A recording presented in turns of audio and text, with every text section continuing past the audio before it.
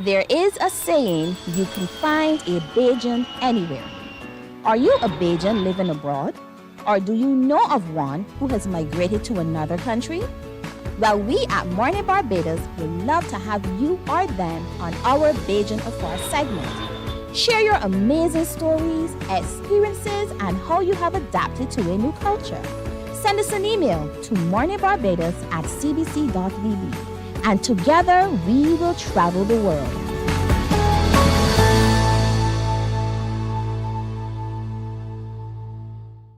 From 98.1 to CBC TV8 comes the Soca Avenue, the sweetest soca hour in radio. It's artists with new tunes and some old sweet ones too, jamming on the Soca Avenue. Saturdays, join AON Skills and the crew down on Soca Avenue, all new on CBC TV8. Feeling the festival.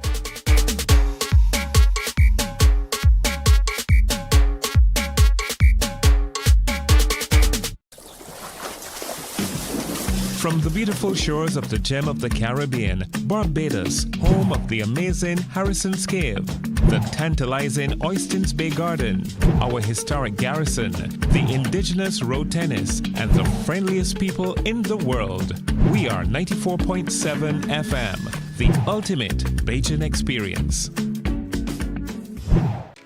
My friend, you don't plan to get it? Oh, Barbados. Hey, I'm KB Clean. Join me 6 a.m. until 10 a.m. right here at 94.7, the best and ultimate Bajan experience. My show is called Bajan to the Bone. Don't miss it, Bajan to the Bone. Weekdays right here and only here on 94.7.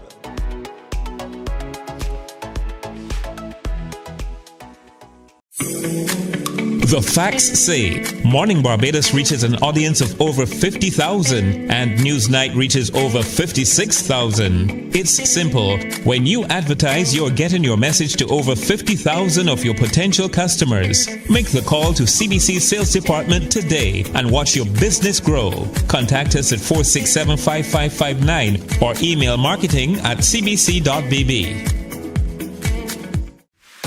Welcome to the Cropover Sweet Spot, your go-to show for all things Cropover 2024. We'll dive into the big issues of the day with exclusive interviews with the entertainers, the experts, the movers and shakers of the festival, plus you, the audience. Get to join the conversation and share your views. Tune in to CBC TV8 every Friday night for the ultimate Cropover experience with yours truly, the Admiral. We're big on everything Cropover 2024. The Cropover Sweet Spot, brought to you with the kind compliments of Axel Finance. Tune in every Friday at 6 p.m. to see me, Chrissy D, on Fashion Flair on CBC TV8. I'll be bringing you the latest fashion trends, fashion ends, and everything in between. Get ready to transform your style, get inspired, and elevate your fashion game with the ultimate guide to looking fabulous. Join me, Chrissy D, this Friday on CBC TV8 at 6 p.m. for an exciting episode of Fashion Flair. The ultimate cricket showdown is coming to ESPN, and MCTV has got you covered. The ICC Cricket World Cup 2024 is here on ESPN and MCTV. Tune into MCTV channels 302 and 308, and don't miss a single six, wicket, or heart-pounding moment as top teams vie for the 2024 T20 World Cup. From June 1st to 29th, it's cricket you can't afford to miss. Tune into ESPN on MCTV, and for live radio coverage, tune into 94.7. Catch every moment of the ICC Cricket World Cup T20 action. We enjoy a game of dominoes and singing karaoke. I just love crew. When you love me just a little bit longer. You get to relax and have a drink and listen to some nice music. It's something different. It's spectacular. It's fabulous. You know, it's a different feeling altogether. I never feel so good in a party yet. Follow me to Q in the Community this Thursday.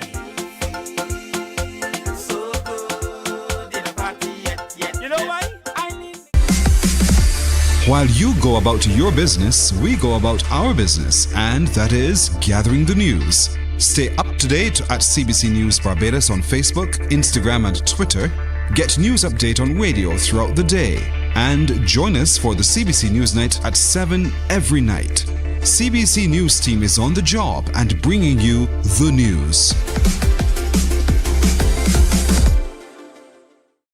There is a saying, you can find a Bajan anywhere. Are you a Bajan living abroad? Or do you know of one who has migrated to another country? Well, we at Mornin Barbados would love to have you or them on our Bajan Afar segment. Share your amazing stories, experiences, and how you have adapted to a new culture. Send us an email to morninbarbados@cbc.vb, and together we will travel the world.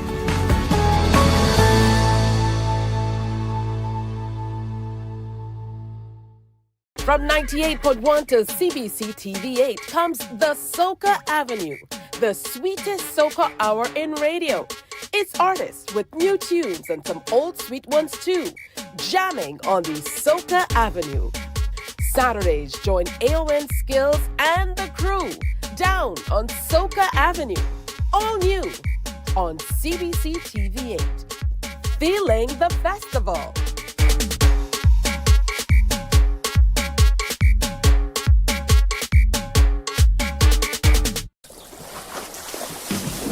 From the beautiful shores of the gem of the Caribbean, Barbados, home of the amazing Harrison's Cave, the tantalizing Oystins Bay Garden, our historic garrison, the indigenous road tennis, and the friendliest people in the world. We are 94.7 FM, the ultimate Bajan experience. Wake up, wake up, wake up. Barbados, get up. Good morning. Good morning, Barbados. Good morning. Good morning to you. Good morning. Morning, morning, morning. Good morning to you.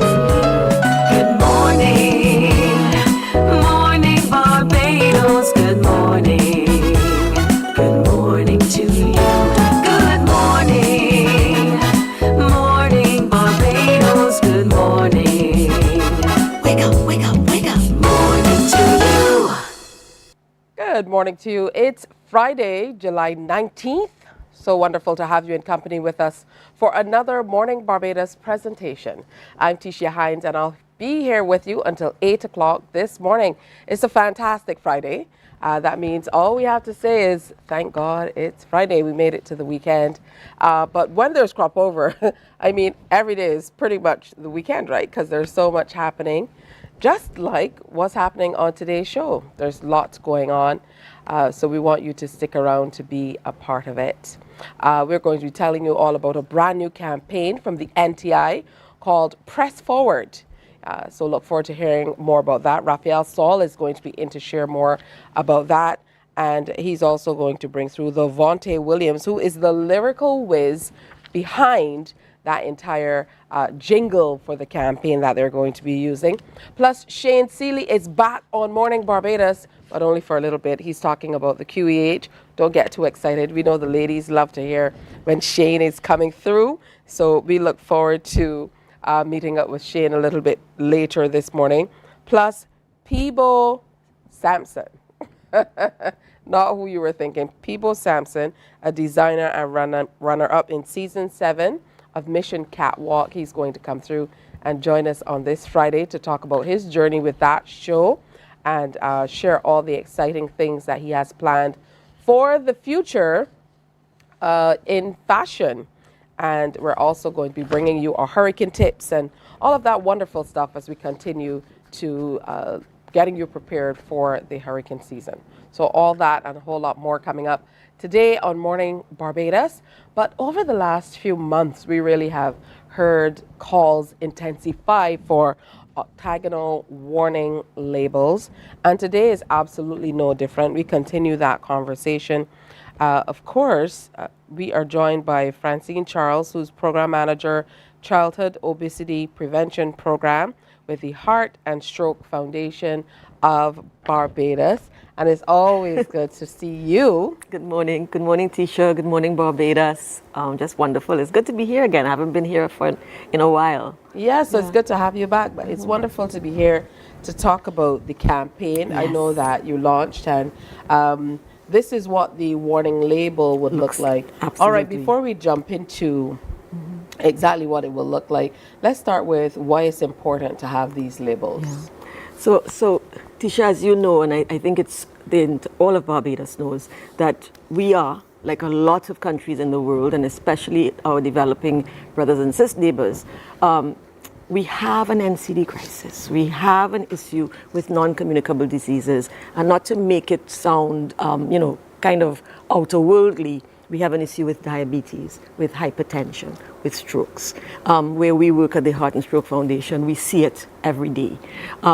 And as a result of that, I think not just here in Barbados, but across the globe, there has been a decision that something has to be done. And it begins, because it's a lifestyle disease, it really begins with the changes that we make, particularly with nutrition, and then supported by a lifestyle of exercise and movement, rest as well, and of course, ensuring that we're taking care of ourselves, both physically and mentally and spiritually as well. Why do you think it's important at this time to launch from exactly where you are, where you begin with childhood messaging and really focusing on that area? Well, the issue is, and we don't want to call it a lost generation in any way, but the reality is when you realize as a nation, and even as a family, that you have an issue, where is probably the best place to start to ensure that you secure your generations? And therefore, there's been a focus globally on the issue of how can we protect our children. And so our program is pretty much about that. But what you find is that in protecting children, we're also protecting a wider population, because really and truly 1 in 5 adults in Barbados already has diabetes. 1 in 3 children are considered overweight or obese, but more importantly, at risk as a result of that for developing non-communicable diseases. So that's where the program has started. Now, what we have done is really done exactly what we did during COVID, was to look to the World Health Organization and other expert organizations to say what should be done. And they have suggested a number of policies that create the environment. Yes, we have to change, we have to do things individually, but there has to be an environment for that to happen.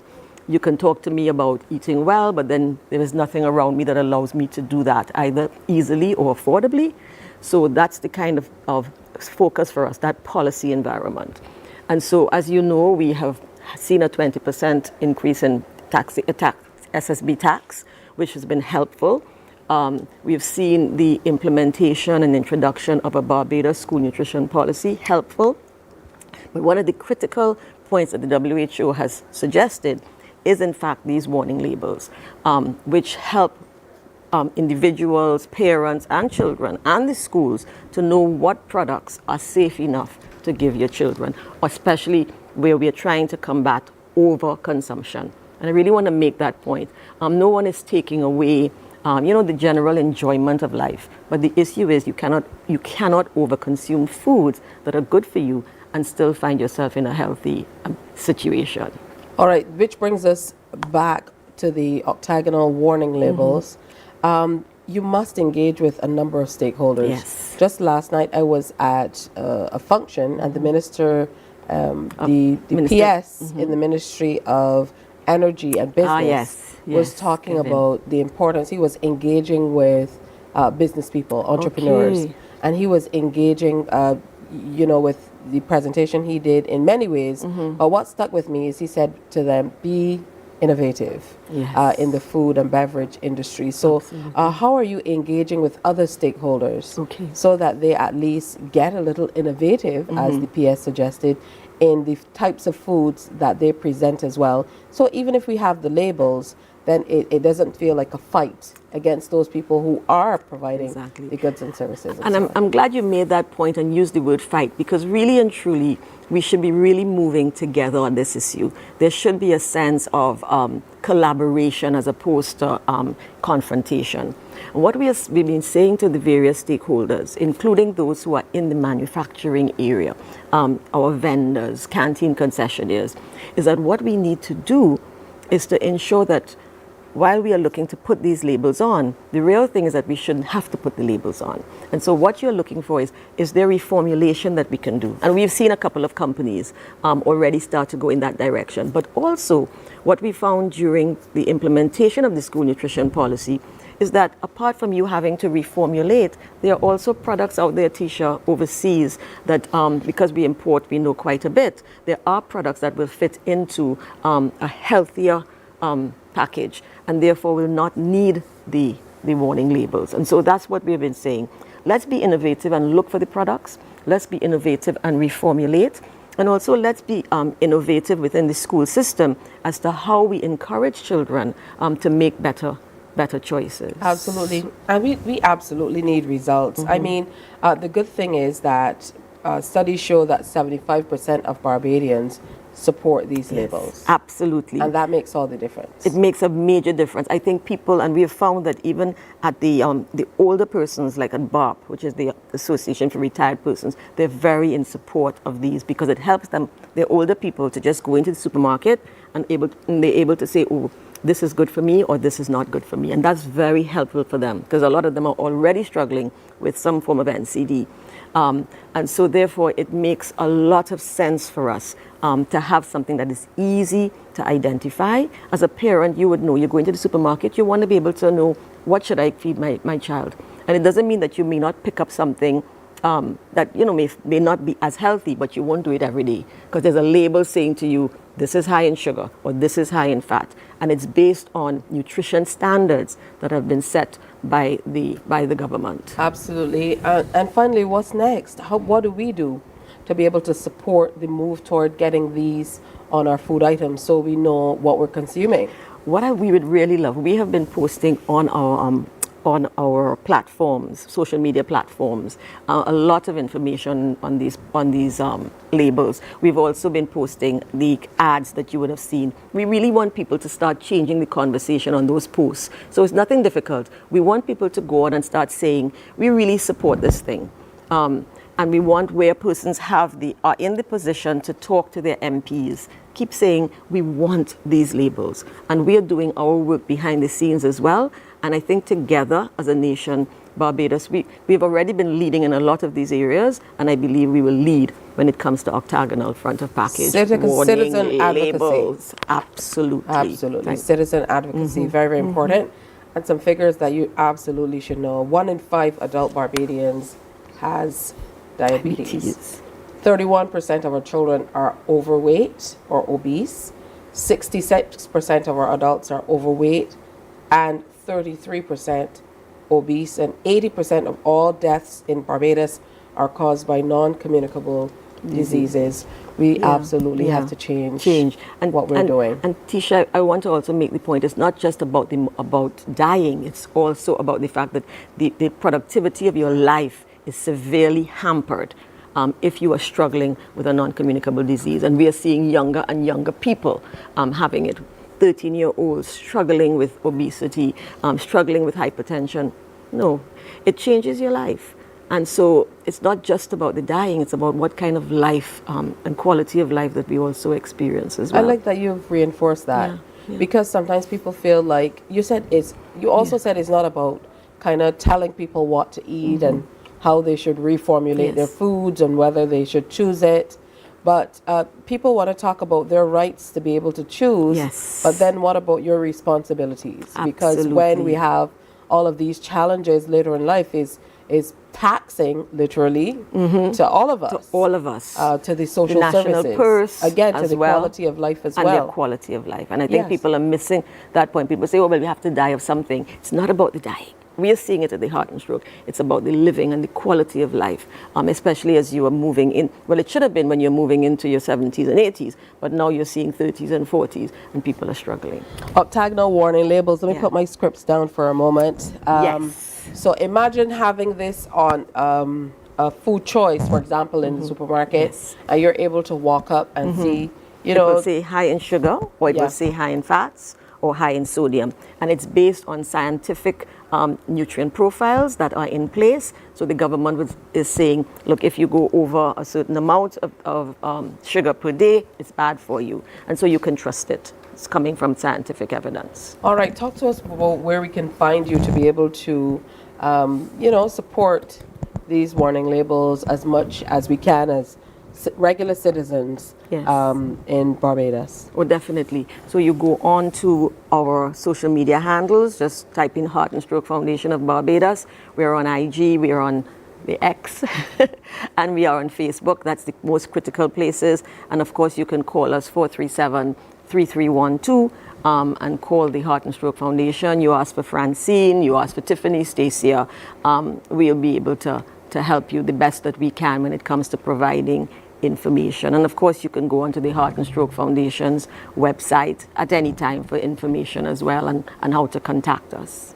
And generally, outside of this particular campaign, I know that as program manager for childhood obesity prevention, there's much going on as well with the schools in particular. Yes. You're seeing quite a bit of movement. Yeah, and I'm actually really pleased with this aspect of it because, as you know, it's so important that our generations begin to understand the issue of rights. And so our outreaches to the schools right now are completely coordinated and run by our youth advocates, young people who are either professional adults, professionals, young professionals, or persons who are at the University of the West Indies. We have a few younger ones, but they are all coordinating a program we call the Cool School Nutrition Tour. And they've been going into schools twice a week, different schools across the country, anywhere. And we've done about 23 schools since the school nutrition policy was implemented in April. And they have been pushing, doing their work in the schools, working with the children, peer-to-peer advocacy, helping them through interactive games, as well as talking to them about, being real. And that has been a significant part of the program. And what we're developing as well are a core of young people who are beginning to understand, well, we have a right, and life doesn't have to be like this. We have got accustomed to certain things, but you talk to people who have been in schools in other countries, and the ability to just have all kinds of foods that are not healthy for you is not actually a norm in some countries. It's actually not a norm, and so we want to dial it back. And we are saying our schools are not malls; they're not food courts.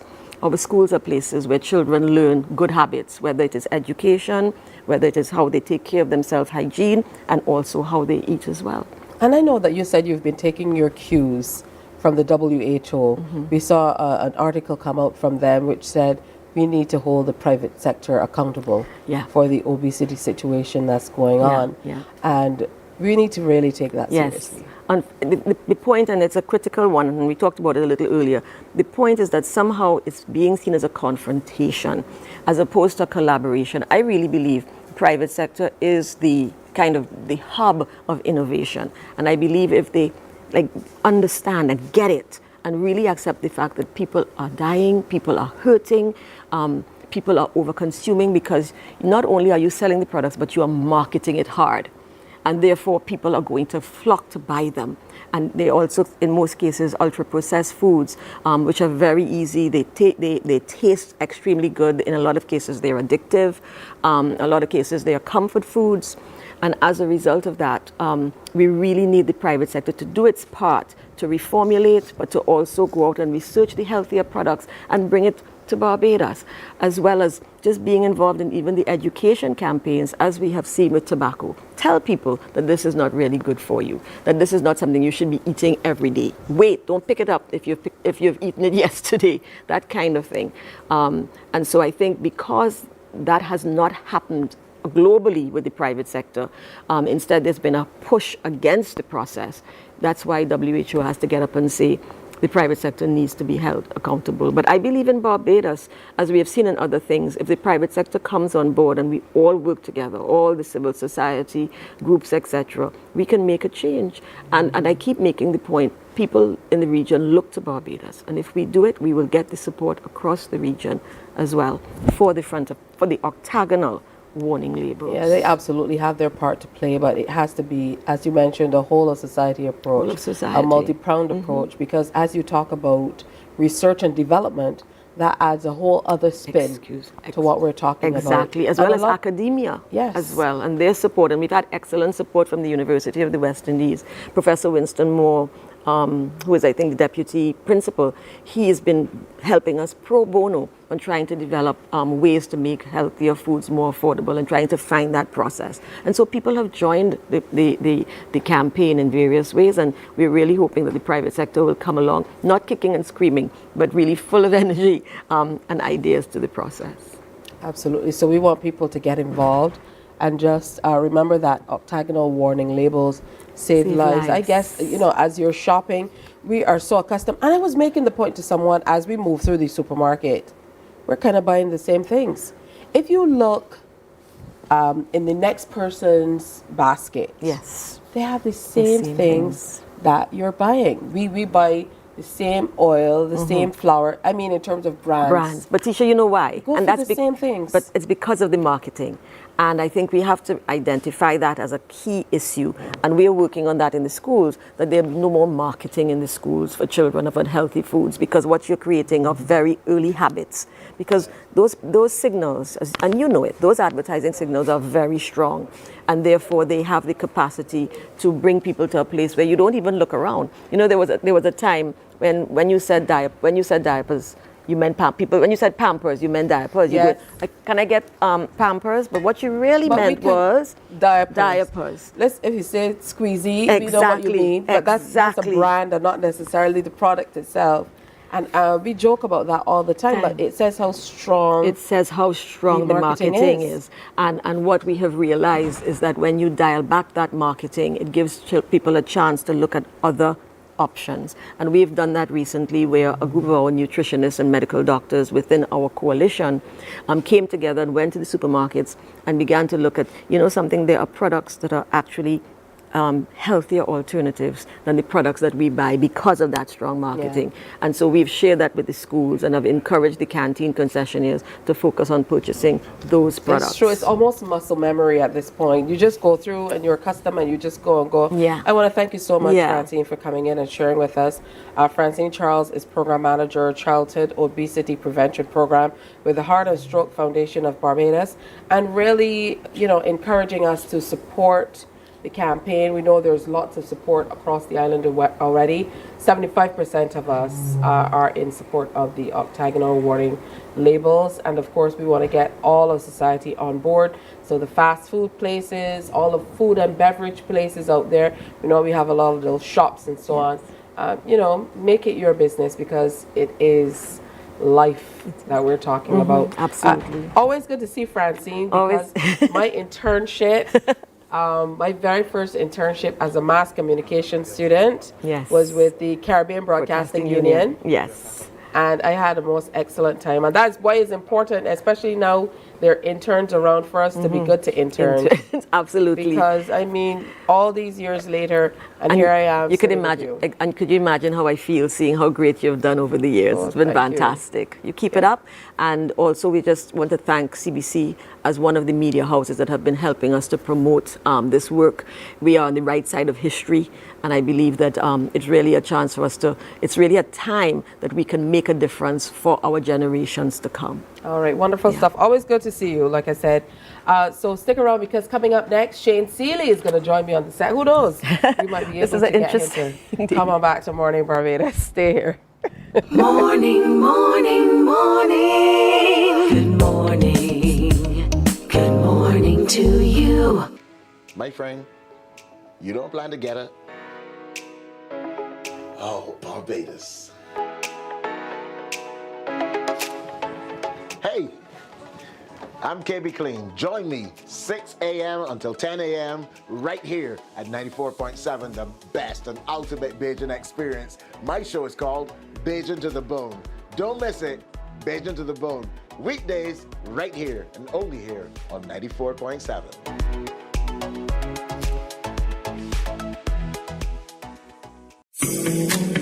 The facts say Morning Barbados reaches an audience of over 50,000 and Newsnight reaches over 56,000. It's simple. When you advertise, you're getting your message to over 50,000 of your potential customers. Make the call to CBC Sales Department today and watch your business grow. Contact us at 467-5559 or email marketing@cbc.bb.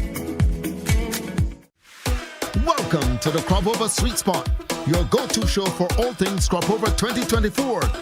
We'll dive into the big issues of the day with exclusive interviews with the entertainers, the experts, the movers and shakers of the festival, plus you, the audience. Get to join the conversation and share your views. Tune in to CBC TV 8 every Friday night for the ultimate Crop Over experience with yours truly, the Admiral. We're big on everything Crop Over 2024. The Crop Over Sweet Spot, brought to you with the kind compliments of Axel Finance.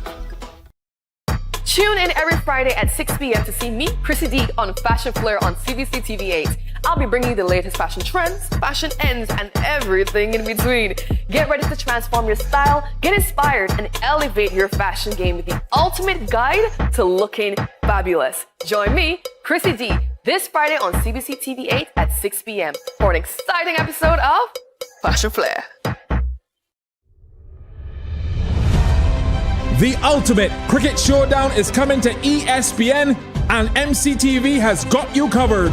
The ICC Cricket World Cup 2024 is here on ESPN and MCTV. Tune into MCTV channels 302. Morning, morning, morning. Good morning.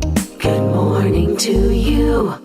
It's 6:34 on a Friday in the midst of crop over, so there's lots to do all across Barbados, and I know you're going to have a good weekend this weekend. There's Tipsy, there's maybe Tipsy, I don't know, there's lots happening. So there are lots of events coming up that I know you will want to be a part of. I have to say a special good morning to Dr. Christine Greenwich, Chief Operations Officer at the QEH. Welcome back. Well, thank you so much for having me this morning. Great to have you with us. Great to be here. And an old hand, a familiar face, Shane. Good morning, Tisha. Seeley.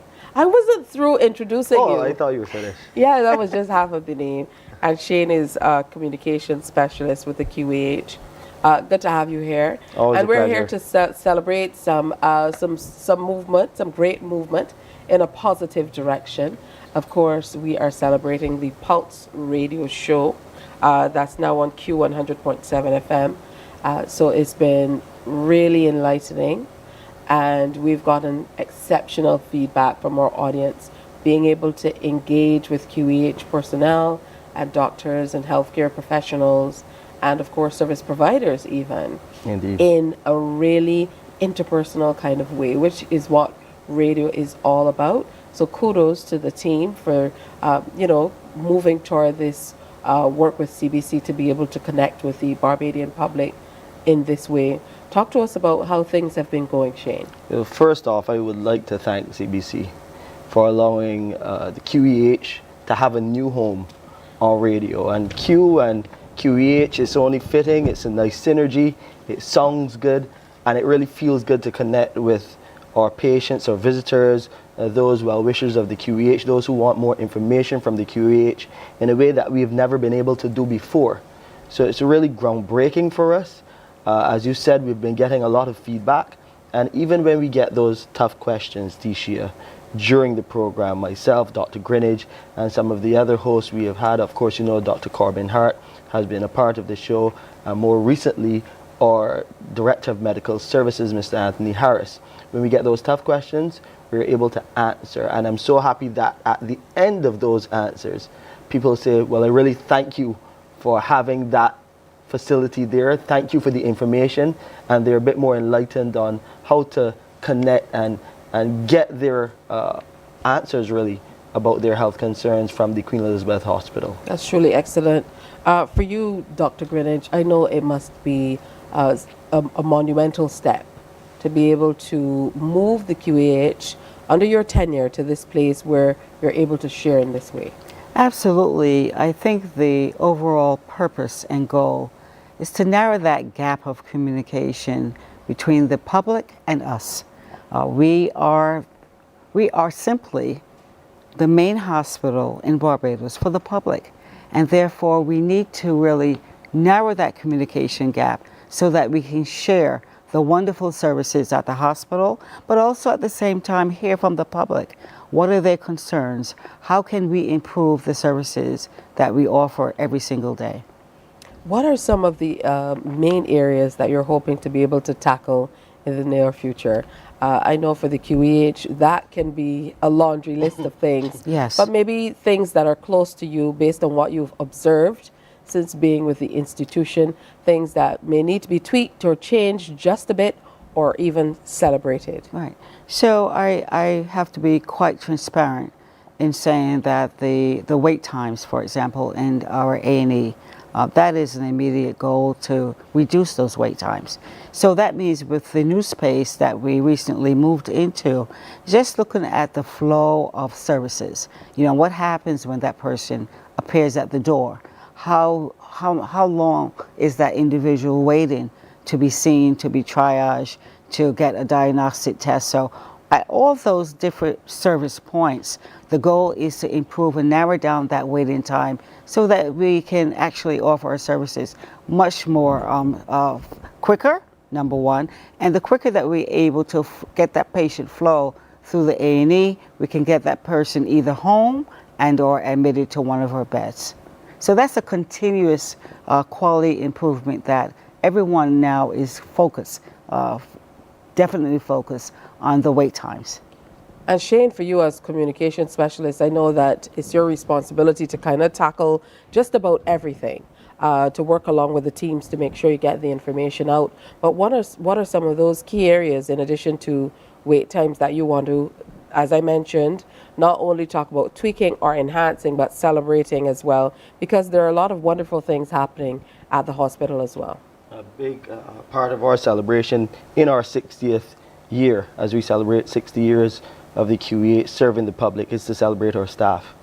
Our staff, despite criticism, despite some of the hardships that we've been facing in terms of getting things right, they stay committed to the job, and it's only because of them that we have a 90% plus positivity rate in terms of success, in terms of getting patients in to the hospital, but getting them out better than they came to us. And we want to continue that, so we must celebrate our staff. We've been doing that the entire last month, really, as we through a number of events, pop-ups, just to say thank you to them. But also, we really want to push that element of service delivery.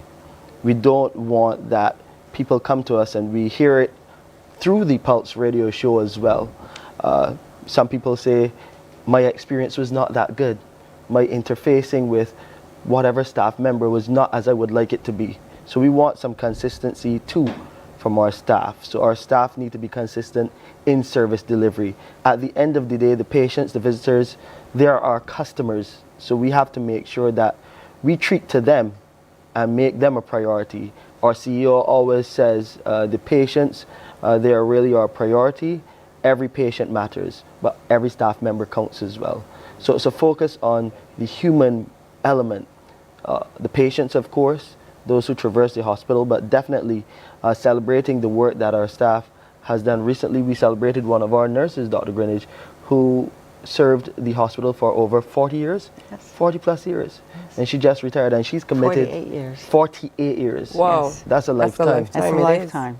And really, she's committed now to coming back to helping those young nurses coming through, really up their game and make sure that our patients have better accounts and that they can also share them with us as we try to get some testimonials as well. That's another direction we are going in. We want to hear from the patients in a way that, and let the Barbadian public hear from patients in a way that they may have never heard before.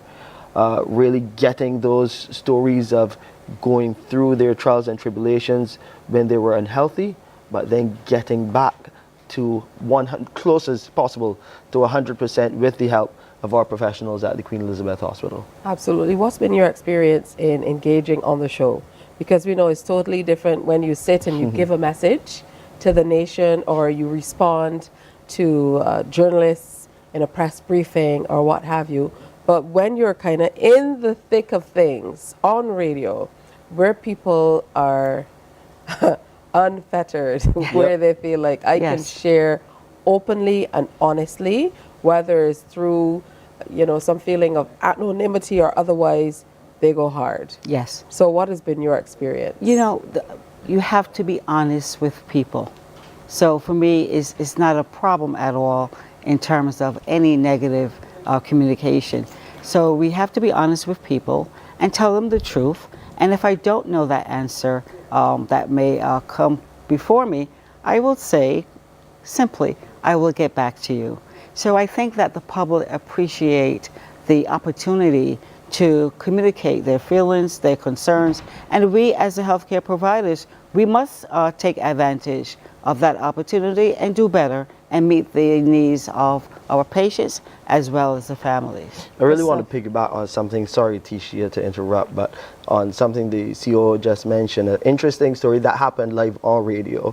Caller came, they had some concerns about their medication delivery and it not being delivered to them in a timely manner.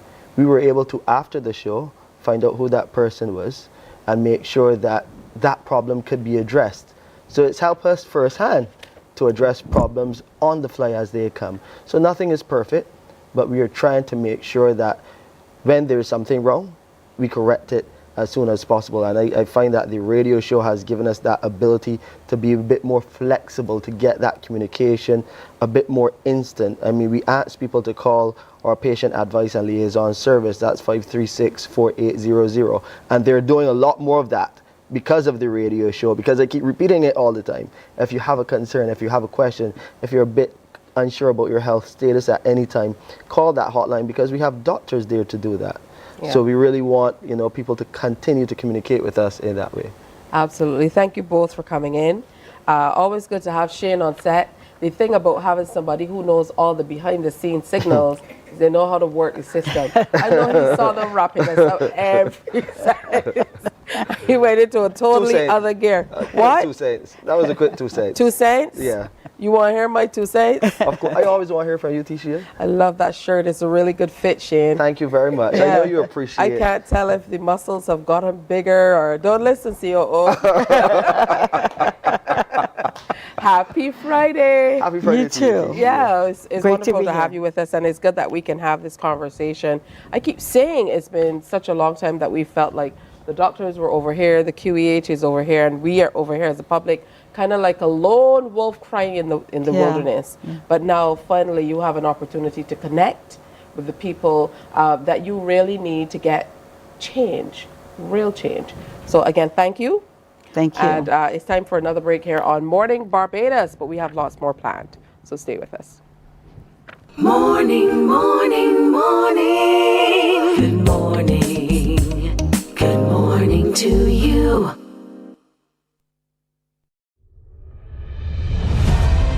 The ultimate cricket showdown is coming to ESPN, and MCTV has got you covered. The ICC Cricket World Cup 2024 is here on ESPN and MCTV. Tune into MCTV channels 302 and 308 and don't miss a single six, wicket or heart-pounding moment as top teams vie for the 2024 T20 World Cup. From June 1st to 29th, it's cricket you can't afford to miss. Tune into ESPN on MCTV, and for live radio coverage, tune into 94.7. Catch every moment of the ICC Cricket World Cup T20 action. We enjoy a game of dominoes and singing karaoke. I just love crew. When you love me just a little bit longer. You get to relax and have a drink and listen to some nice music. It's something different. It's spectacular. It's fabulous. You know, it's a different feeling altogether. I never feel so good in a party yet. Follow me to Q in the Community this Thursday. So good in a party yet. You know why? While you go about your business, we go about our business, and that is gathering the news. Stay up to date at CBC News Barbados on Facebook, Instagram, and Twitter. Get news update on radio throughout the day. And join us for the CBC News Night at 7 every night. CBC News team is on the job and bringing you the news. There is a saying, you can find a Bajan anywhere. Are you a Bajan living abroad? Or do you know of one? Morning, morning, morning. Good morning. Good morning to you. It's 13 minutes now before 7 o'clock. 13 to 7. We have some drizzles outside, so do what you have to do to make sure that you're prepped for the weekend. You don't go out and get wet. We have a young man joining us now. I'm so excited to do this interview. He's 26 years old and he's self-taught for a lot of what he does as a fashion designer. So wonderful to have you with us, Peebo Sampson. Thank you for having me. Absolutely. And he's also a runner-up for season 7 of Mission Catwalk. So congratulations on that as well. Thank you. All right. So talk to me about your initial interest in fashion and design. Well, my interest began when I went to school at Harrison College, and initially, I started to do modeling because I was interested in, just being part of the fashion world through the modeling. But, as time went on and I started doing more of the modeling, I realized that I started to have more fun playing around with the clothes as opposed to actually being behind the cameras. So after, I would say basically my journey started from then, where I left school and I went on to BCC to first, do what I have to, learn my skills in fashion. And unfortunately, I wasn't able to, complete, BCC, but, I didn't let that stop me. So I decided to just own my skills in different ways. So I joined a competition called World Skills, in 2018, where I actually placed first.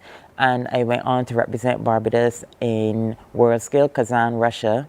And unfortunately, I didn't place there as well. But coming back from the competition, I was then able to outsource, other resources in which I could improve on my skill and, try to tackle it from a different side, where I'm not just behind a sewing machine making clothes, but as well giving back to my community as well.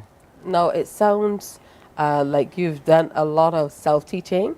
Did this come about to your mind because you were able to kind of maybe go to other designers and other people in the industry, or did you learn online? Because people who are self-taught, I'm always so intrigued by how they're able to come from knowing very little or nothing about what they're doing to being more or less gurus on what they're doing.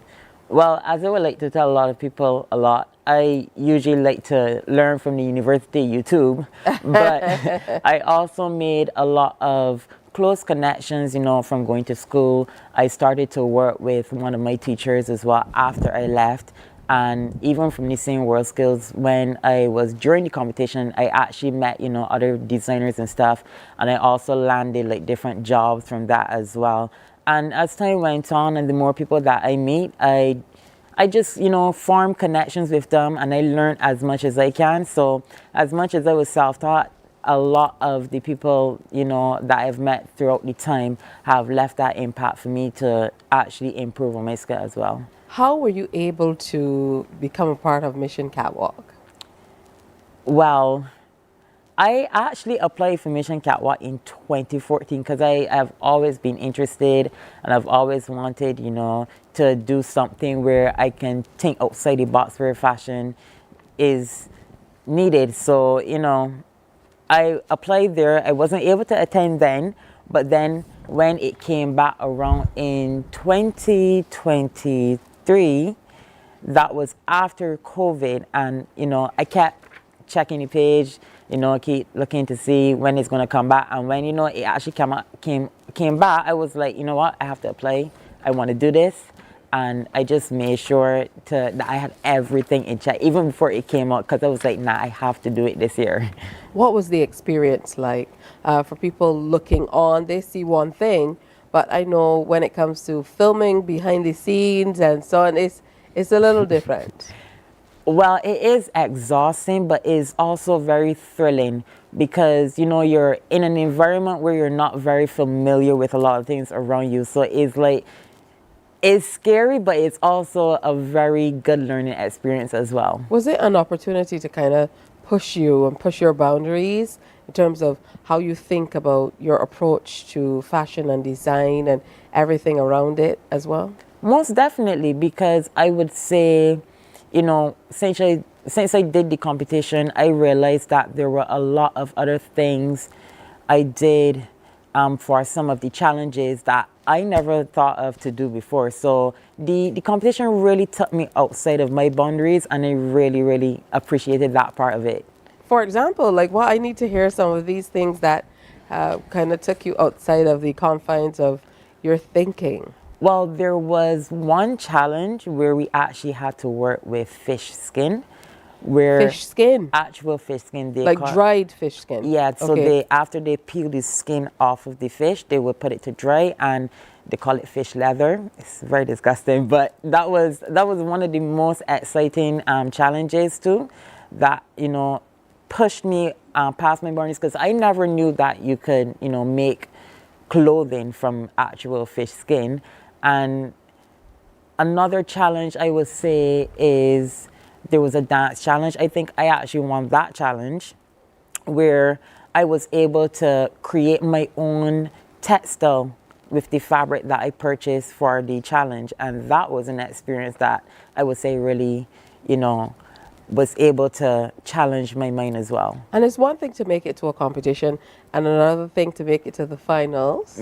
Yes, it yes. is. When you advanced to the finals, how did that change your view of the competition and what it could possibly do for you? When I would say, because it's still a very fresh, surreal feeling. So although it has happened, it's still very much very new.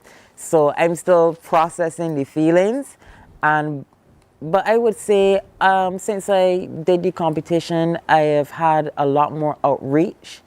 And from there, I was able to, you know, kind of network myself even more and form even more connections, you know, to help build my brand as well. And I look at it as a way to not just form the connections, but also help improve the industry here as well. So I would say that I took a lot of that from this as well. And then a lot of this, I think you mentioned this before, is connections. It's being able to kind of meet new people, engage with like-minded people and people who are even thinking in a different way to be able to shape your offering. So how has being a part of Mission Catwalk and meeting all those different people and engaging with them on similar and different topics kind of helped to shape the person that's sitting here on Morning Barbados today? I would say that, you know, I've realized being in the competition that, you know, everyone has their own strengths.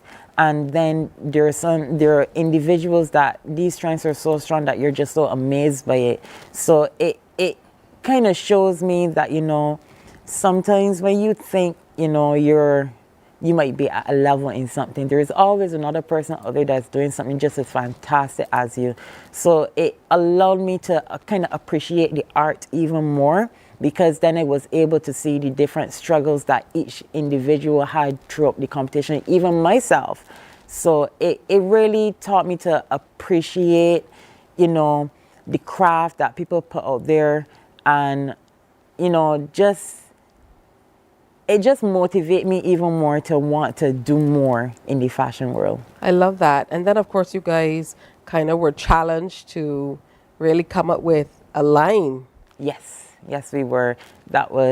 We actually had to do, the title of the challenge was, you know, Caribbean Couture. So it was a challenge where we had to bring couture, but, you know, with the Caribbean twist.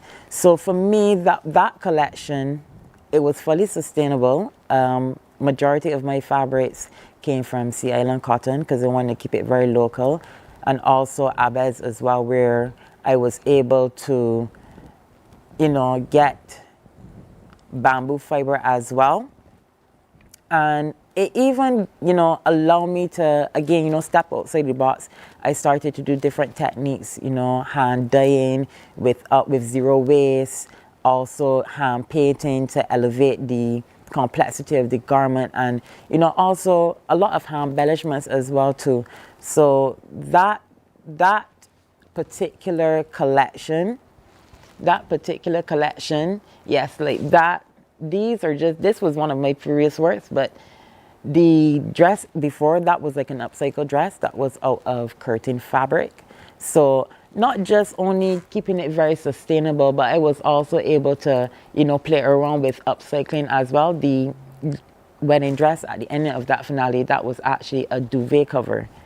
So it really took me outside of my box and gave me, room to actually play around with more creative stuff. Because me as an individual, I like anything weird.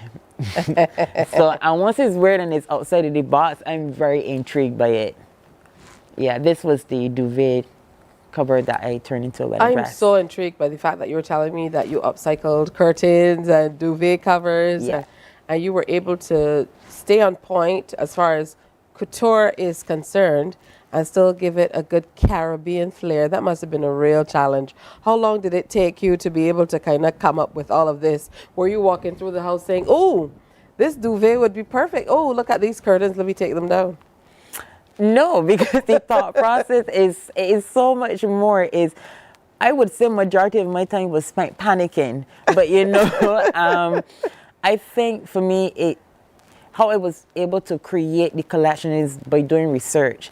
So after doing thorough research about, the whole topic of sustainability, I tried to, see how I could focus it on bringing that Caribbean flair, but I didn't want it to be like the usual Caribbean flair. Like the first thing you would think is that I'm going to use linen fabrics or anything like that. Like I wanted to show that there is much more to linens here or anything like cotton, that we can actually create art with our fashion as well. There is much more than it just being clothing.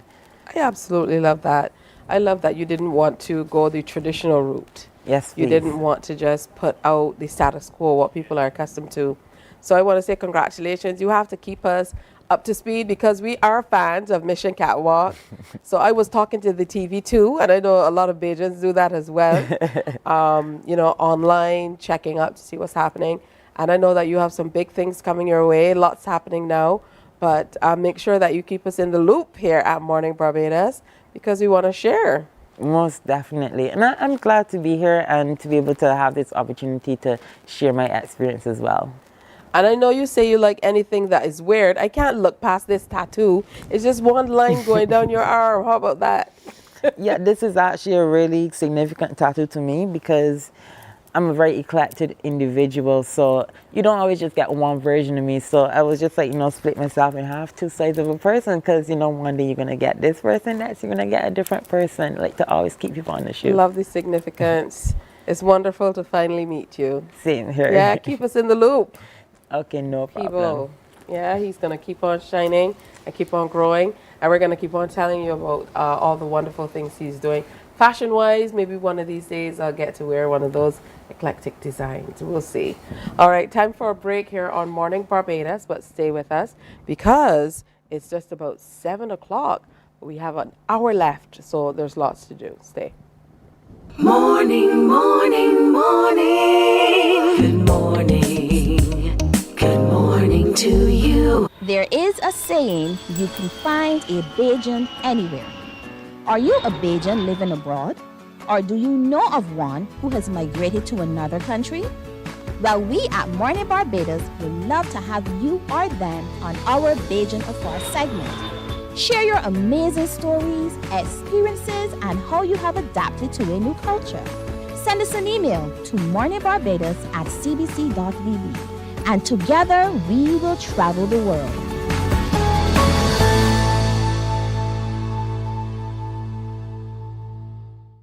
From 98.1 to CBC TV8 comes the Soca Avenue, the sweetest soca hour in radio.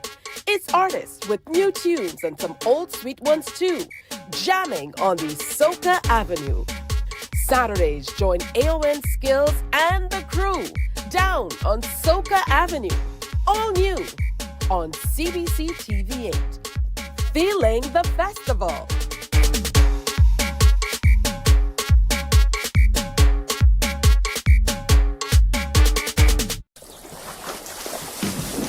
From the beautiful shores of the gem of the Caribbean, Barbados, home of the amazing Harrison's Cave, the tantalizing Oystins Bay Garden, our historic garrison, the indigenous road tennis, and the friendliest people in the world. We are 94.7 FM, the ultimate Bajan experience. My friend, you don't plan to get it? Oh, Barbados. Hey, I'm KB Clean. Join me 6 a.m. until 10 a.m. right here at 94.7, the best and ultimate Bajan experience. My show is called Bajan to the Bone. Don't miss it. Bajan to the Bone. Morning, morning, morning. Good morning. Good morning to you. Morning to you, indeed. And it's crop over time. We know this. So there's lots happening, and I know the folks at the National Cultural Foundation are busy. So it's wonderful that Stacia took the time to come in and share with us this morning. It's always good to have you in studio to talk about what's coming up. I know the juniors are taking over the festival tomorrow. They are. And you are the producer for the Junior Kadooment that's coming up tomorrow. Yes, Junior Kadooment, the Sunshine Snacks Junior Kadooment, and we have to say thank you to our associated sponsor, the Sandy Lane Charitable Trust, ICBL and ABEDS, for making this expanded parade possible tomorrow at the National Botanical Gardens. All right, tell me about some of the components that are going to be a part of tomorrow's presentation. You get started bright and early, 9 o'clock. Yes, bright and early 9 a.m. we start the parade, and we have had an opportunity this year to have some extensive meetings with both the team running the program, the school's Masquerade Project program, as well as the Barbados Society of Masqueraders, and we have successfully gotten 24 bands this year in the procession. That's major. Yes, 13 are coming from the project, and that has been a project that has now given us over 1,000 masqueraders who've come through the schools and community groups, and they've been exposed to wire bending, design, the making of the costumes, the use of materials, and it's been a very exciting and explorative process, seeing how these young people light up when it comes to design and visual arts and the artisanal skills that we transfer during this process. I think what's wonderful this year in having 25 bands is that many of them are coming from communities and schools. Yes. So you have some from private entities, but it means a great deal that you are sharing in the community in a way that's kind of encouraging people to get involved in this way.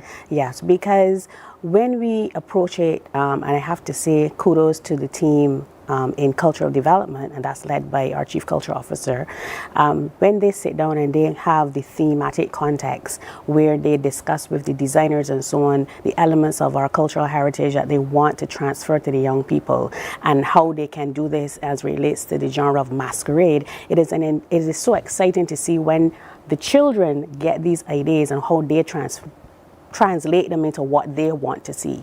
So tomorrow at the National Botanical Gardens, I'm excited to see now the designs that have come through the program, as well as the ability for us to expand the parade and encourage and include the Bushal community. So we're going to take over that entire area tomorrow at the National Botanical Gardens, because it is really the day for the young people in Cropova. And I know there are going to be 2 separate judging processes tomorrow for the very first time as well, and just in time for the 50th anniversary of Cropover. Of course, yes, because what we do recognize is that when we place some more emphasis on the schools and community groups, you give not only the designers and teachers and the students in that process an opportunity to see and understand what skills they get, but also those who have been doing this for many years, the veterans in this industry, who of course, being the elders, they bring their own private bands. So we thought, okay, the children, they're gonna give us a different type of interpretation, but those of us who've been in it for a long time, the professionals and so on, yeah, here they are. here they are, my kiddies from last year. They have the opportunity to now showcase how the professionals have developed. And it is an amazing process because now we can see where we need to continue the development, what strengthening areas we need to do it. And we could not do this without the support of our sponsors team, our sponsors rep who's been hitting the ground, our entire production team at the National Culture Foundation, but of course those who buy into the industry itself, our sponsors, Sunshine Snacks, they've come on again, Sandy Lane Trust, ICBL and ABEDS have always been there throughout the background of this entire project, making sure that tomorrow Junior Kadooment, which is a combination of both the private bands, their personal investments and so on, as well as what we've put behind the schools and community groups, that Junior Kadooment tomorrow will be an amazing family event at the National Botanical Gardens. I was there for the launch of this, to hear the representative from the Sandy Lane Charitable Trust talk about the fact that they wanted to get involved, to be able to share in the communities, yes. And they're really excited to really jump on this and be a part of this way of sharing in the community in a different way. It kind of takes us outside of the box when we think about the levels of support that we need to be able to support our children, yes. Outside of the traditional ways. So it says a great deal about what you've been able to do to kind of bring sponsors and bring new partners on board, to continue sharing our culture, but to grow. Yes. The culture as well. And I must say, without that level of continued support into the festival, we would not reach 50 years. And it is beautiful when corporate entities come on board, because then they get a chance to expose not only some of their staff members and different clients and so on to elements of crop over that you only see behind this. They wouldn't see events, but they only have the opportunity now because they come behind the scenes and see what it really takes to really get this festival moving. And of course, for 50 years, it is an amazing feat for us to have 24 bands ready to go tomorrow at the National Botanical Gardens. Auntie Stacey got some little things, little surprises, plans. Yes. We have to recognize the National Initiative of Peace, which will be commemorated tomorrow during the Junior Kadooment Parade. Auntie Stacey have the jumping tents and all of the attractions inside of the after party and the party zones and the cool down areas for the children, so that we keep them well hydrated, as well as all of the exciting things that they can enjoy at a large children's party. So come out to the National Botanical Gardens. It's free to the public. We've also included a number of viewing platforms and spaces that the public can come along the route and have a view at the children. So it's going to be an amazing community engagement happening at the National Botanical Gardens. Oh, Auntie Stacey, I know I made sure I passed by the stadium yesterday, late yesterday, so that I could see it. So I saw the various judging stations and everything set up along the road. We are going to have a really great time tomorrow. And what I love about Junior Kadooment is that as soon as Junior Kadooment is coming, my phone rings off the hook. And what I like about it is the fact that even persons coming to Barbados who want their children to be a part of the festival, they call, I heard about this parade, can my children get involved? And we're like, okay, let's find a band leader who still has costumes. Most of them are sold out, so if you still need for your children tomorrow, just contact us at NCF. Let's put you in contact with some of the band leaders who may have one or two left back at the stage, but really come out tomorrow and enjoy. And of course, we have the entertainers, all of our popular entertainers coming through to support the children, perform for them. The after party is going to be so lit. Everybody is going to have a really good time, and it's all free to the public of Barbados. Listen, Junior Kadooment is all about the cuteness overload. I mean, I see some of these little ones in these costumes, and you're like, my goodness, you can barely walk. You see the Pampers bulging out. I'm telling you, and they're coming.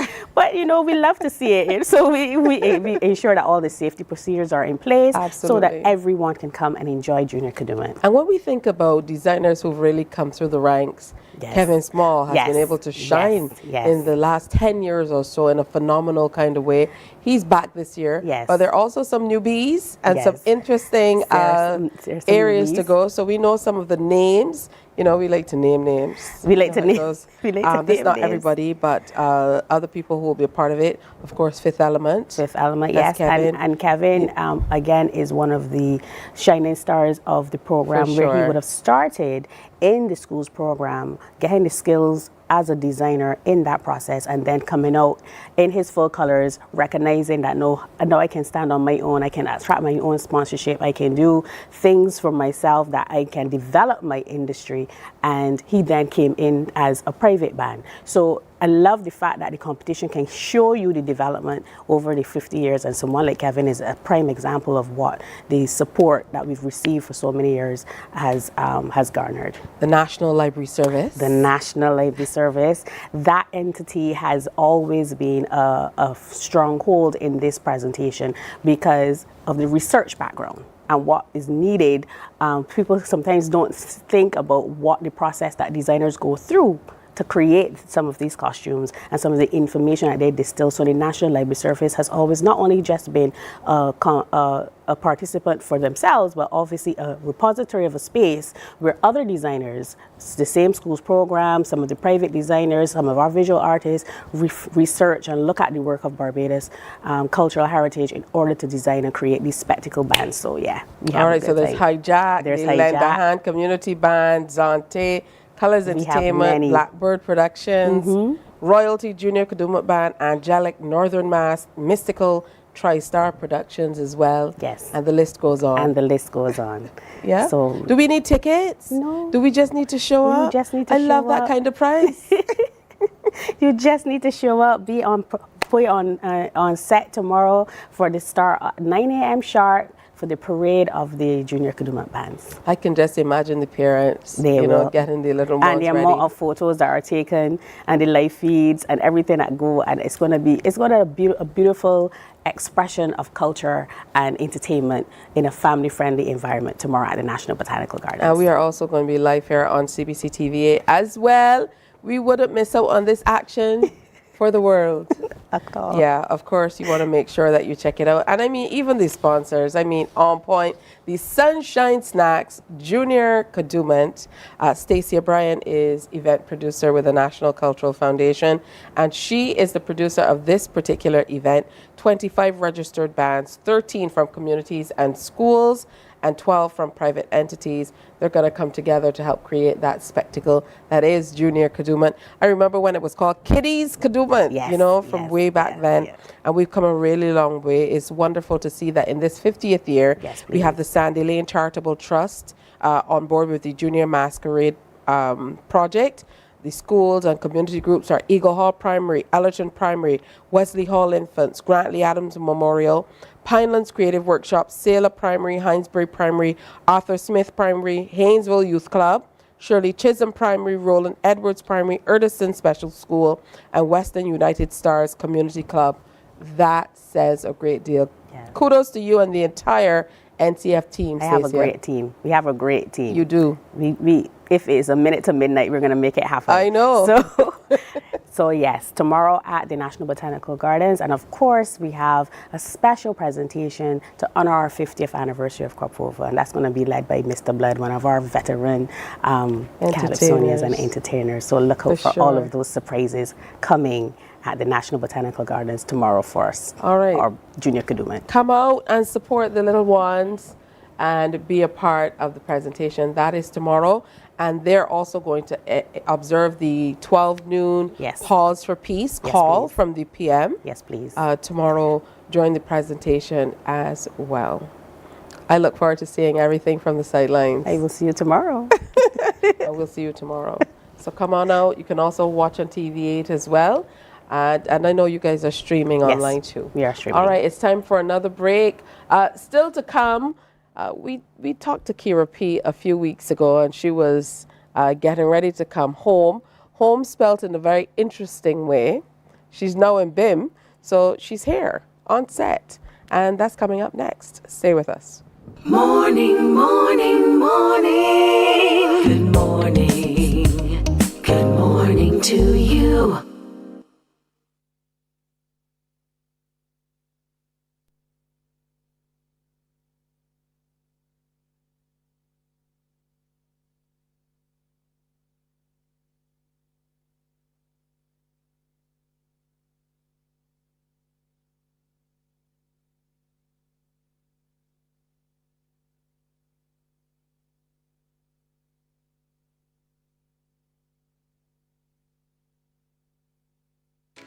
My friend, you don't plan to get it?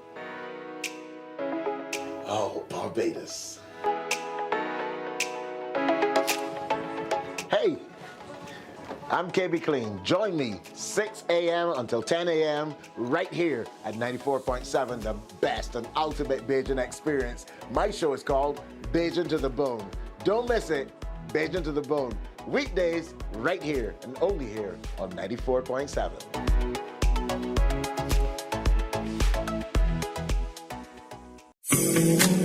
The facts say Morning Barbados reaches an audience of over 50,000 and Newsnight reaches over 56,000. It's simple. When you advertise, you're getting your message to over 50,000 of your potential customers. Make the call to CBC Sales Department today and watch your business grow. Contact us at 467-5559 or email marketing@cbc.bb.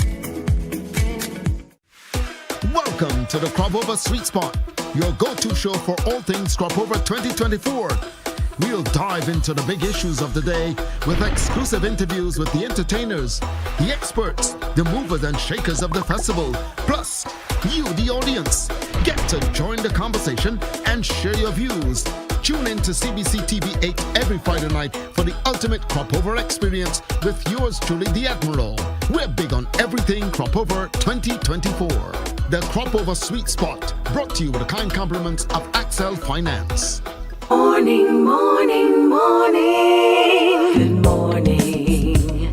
Good morning to you. All right, so welcome back to Morning Barbados. Time is quickly going by. When I tell you quickly, let me tell you, what time is it? Yeah, it's just about 18 minutes after 7 o'clock. All right, so we want to make sure that you are well prepped this hurricane season. So we've been sharing some tips with you for the last 2 weeks, and today is absolutely no different. Now, here's what we need you to do. Stay away from windows, as you could get hurt by pieces of broken glass or flying debris during a storm or hurricane. Make sure that you stay away from windows and doors because you can get hurt. We know from all those videos that we saw that people are heading out. They're outdoors even before the all clear is given. You're at your windows trying to kind of get a glimpse, taking photos, shooting video. Not a good idea. Of course, that was brought to you with the compliments of the Accident Insurance Corporation of Barbados. So make sure you tune in and check them out for some assistance if you need to figure out how you can get prepared this hurricane season. We'll be right back. Morning, morning, morning. Good morning. Good morning to you. Welcome to the Crop Over Sweet Spot, your go-to show for all things Crop Over 2024. We'll dive into the big issues of the day with exclusive interviews with the entertainers, the experts, the movers and shakers of the festival, plus you, the audience. Get to join the conversation and share your views. Tune in to CBC TV 8 every Friday night for the ultimate Crop Over experience with yours truly, the Admiral.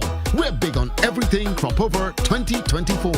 The Crop Over Sweet Spot, brought to you with the kind compliments of Axel Finance. Tune in every Friday at 6 p.m. to see me, Chrissy D, on Fashion Flair on CBC TV 8. I'll be bringing you the latest fashion trends, fashion ends, and everything in between.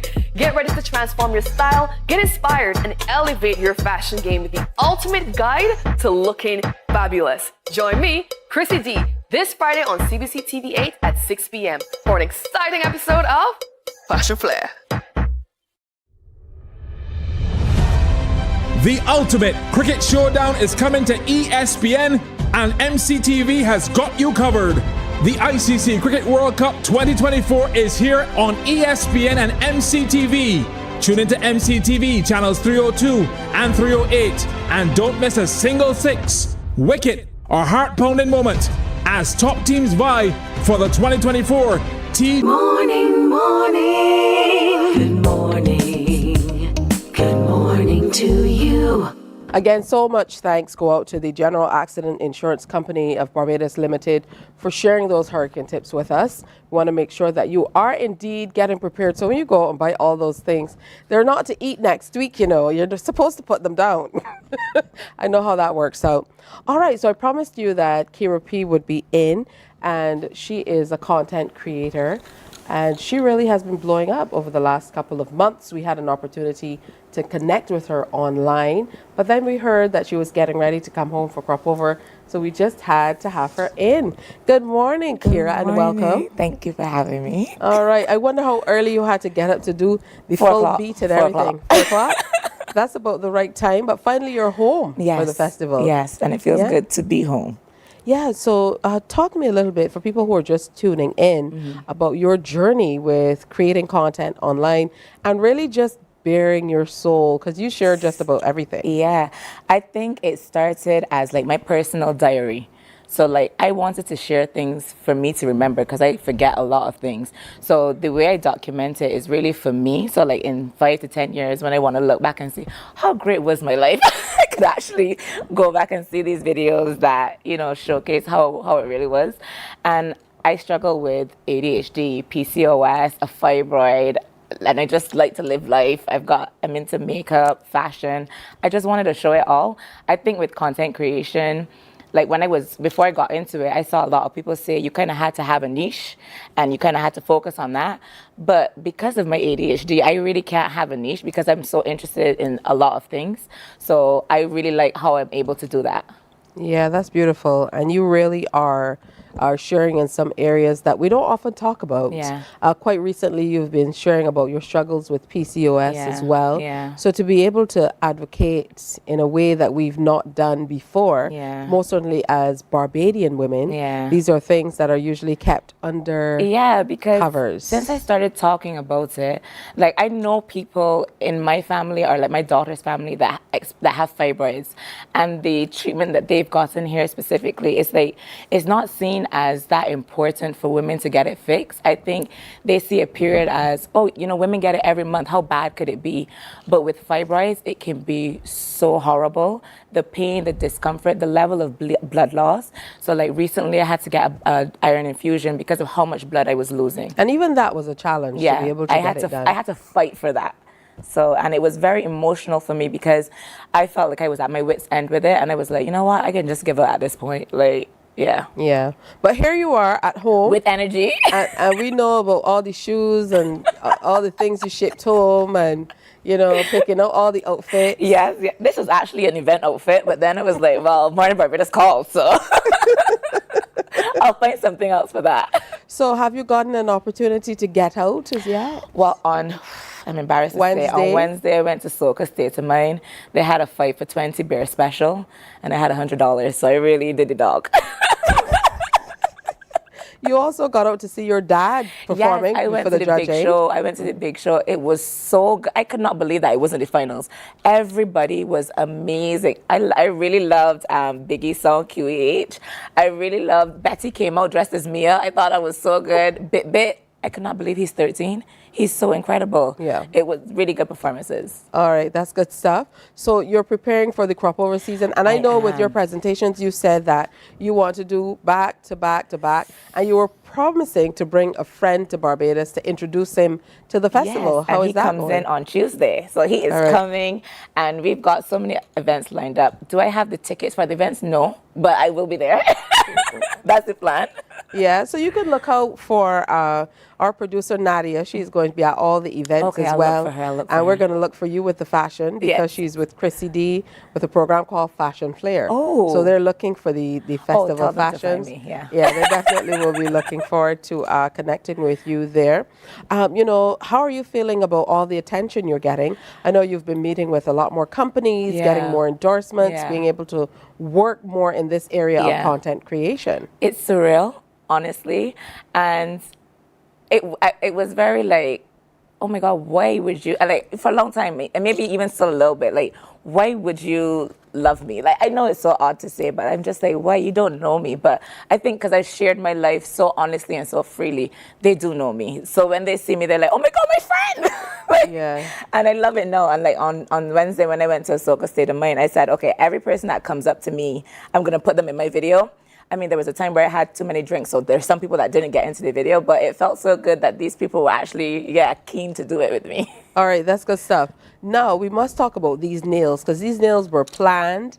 It's a work of art. It is a work of I art. saw that the designer, she actually drew out the on sketch. paper Yeah, sketches what she was going to do. Yeah. So you have to share them with us. Okay, so go with the right hand first. Okay, so we've got a sunset, because obviously... Don't move it too quickly. Hold it in place. So we've got the sunset in Barbados. We've got the Barbados flag on the map of Barbados. We've got the Pride of Barbados flower. We've got a beach scene because, you know, the beach is nice. The beaches are nice here. I've got this building that's actually out by Lime Grove on my nail. And then with this hand, another beach scene. We've got a shuttle house. We've got a turtle. I've got the old style bus and then a hibiscus. All right, so that definitely is some good stuff. I'm absolutely loving it. How are you managing? So far, so good. You know, it doesn't get in the way of anything. Yeah? Yeah. What are you looking forward to most? Not necessarily with events, but in terms of being able to get out during this 50th anniversary? Yeah, I am actually so excited. So one of the things that I said I wanted to do this season is I wanted to share my crop over experience over the years and like what has impacted that. I wasn't here for the 50 years, but the 33 years that I was here, because of my dad, I was very connected to crop over all of these years. And so I'm doing this series called My Crop Over, working title. And I started with my dad and like how he introduced it to me and how we got to be involved in it. And then I want to talk to other people that I feel like have impacted it for me. And that's like, there's some producers, there are other artists, there are like dancers. I don't know how much of the people that I have in my mind I'm actually going to be able to interview, but I just think it's so important to talk about their stories and the impact that they've had, because I feel like we only talk about the artists in that Crop Over Festival season, but they do so much more for us outside of that too, and I think we need to recognize that and talk about that. Yeah, I had Nicholas Branker That's on my with godfather. us.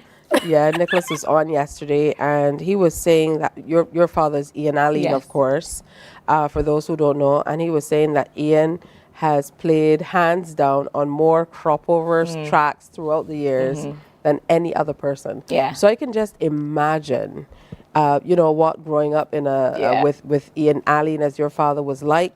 With him so immersed in everything to do with music, not only the festival.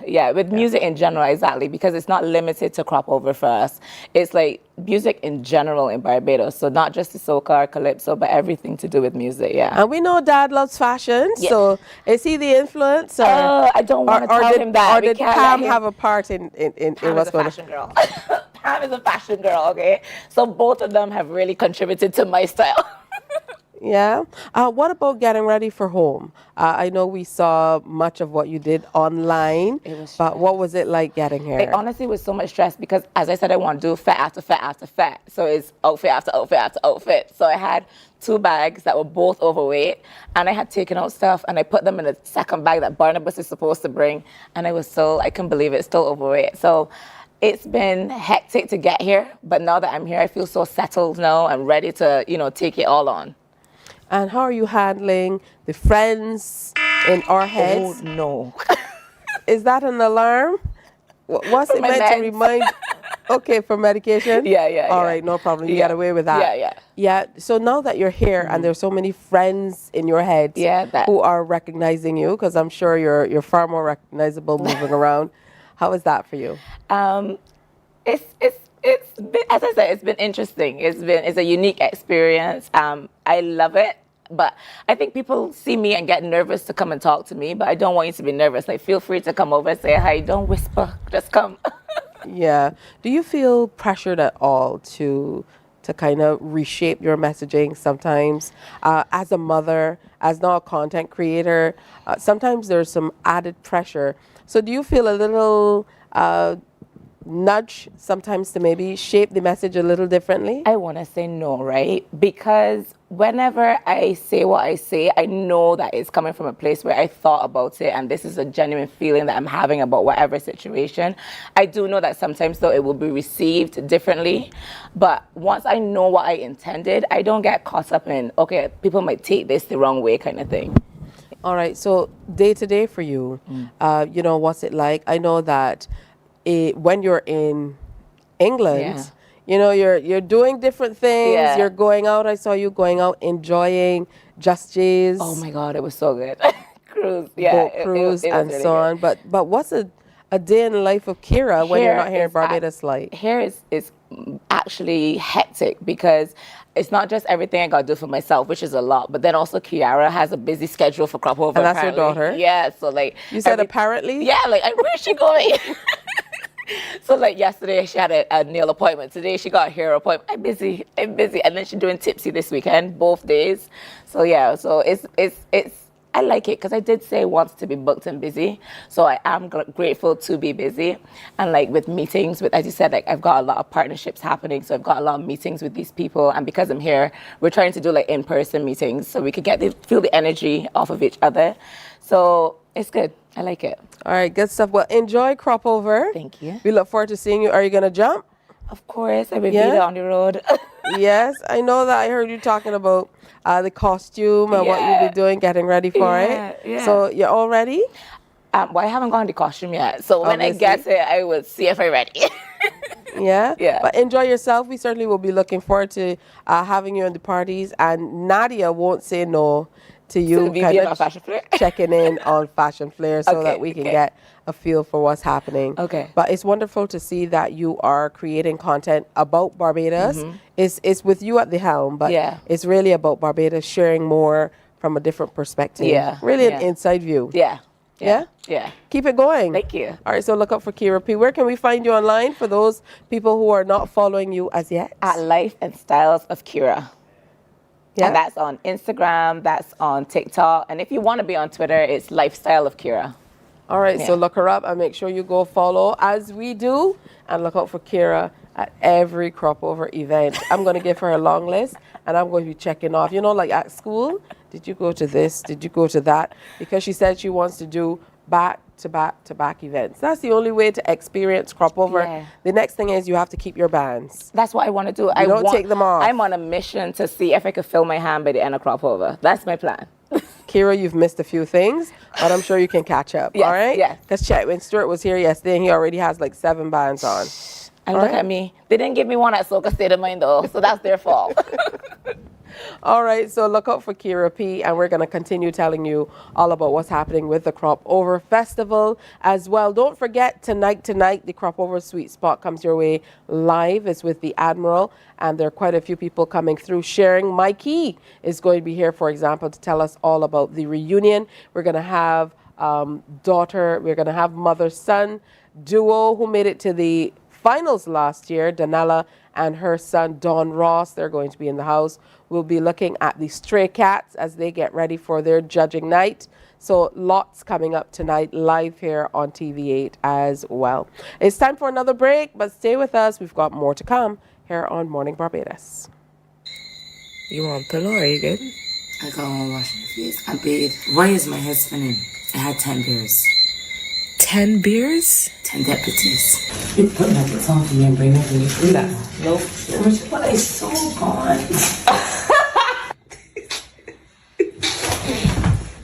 You're spinning. Oh my God, why did I drink 10 beers? This man. Morning, morning, morning. Good morning. Good morning to you.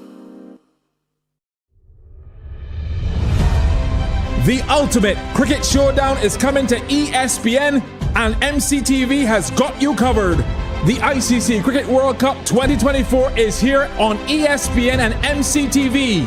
Tune into MCTV channels 302 and 308, and don't miss a single six, wicket, or heart-pounding moment as top teams vie for the 2024 T20 World Cup. From June 1st to 29th, it's cricket you can't afford to miss. tune into ESPN on MCTV. And for live radio coverage, tune into 94.7. Catch every moment of the ICC Cricket World Cup T20 action. We enjoy the game with Domino's and singing karaoke. I just love crew. When you love me just a little bit longer. You get to relax and have a drink and listen to some nice music. It's something different. It's spectacular. It's fabulous. You know, it's a different.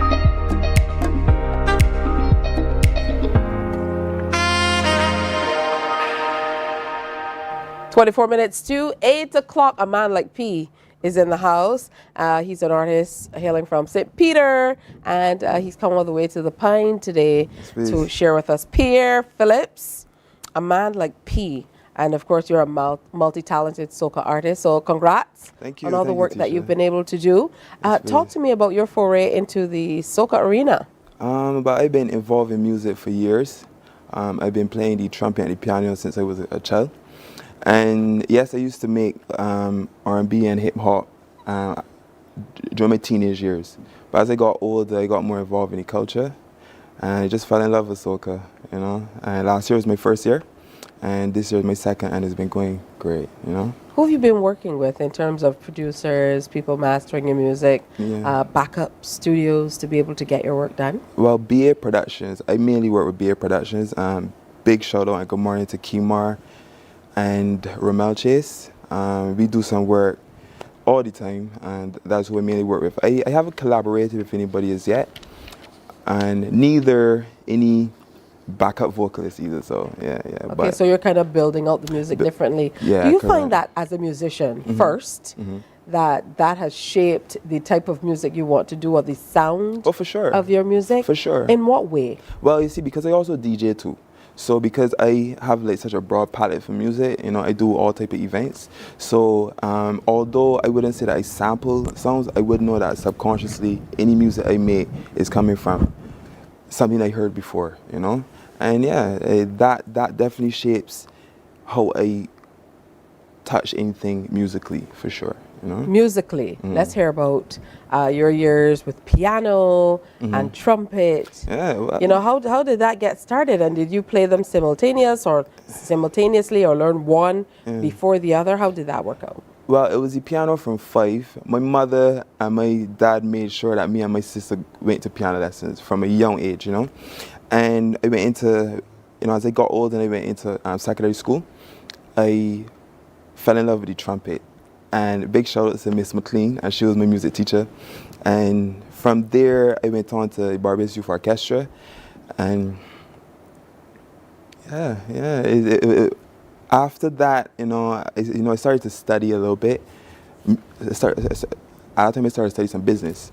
So I started leaning more towards DJing, you know, as I found, you know, as I went to Cave Hill, there were the Berling's parties happening, and, you know, there was a space for a DJ, and, you know, and that's what I started to do there, yeah. Yeah, but what place have you set aside for the instruments, with the performing and the DJing now? Are you still playing the trumpet? Are you still playing the piano? No, not really. With the piano, yes, but not really the trumpet. I do some producing, so the piano does play a big role in how I make my music, for sure, because, you know, I do play a lot, I can be honest with you. Even sometimes when I'm bored, sitting at home, just playing a tune and singing along with it. I do play a lot though. So the piano does play a big role in what I do right now. Let's get a little bit more into how that background in music, or that starts in music theory, being classically trained and playing piano, playing trumpet, being a part of the National Youth Steel Orchestra, has shaped your sound in terms of the type of music that you want to share with the Barbadian public and beyond? Well, great question.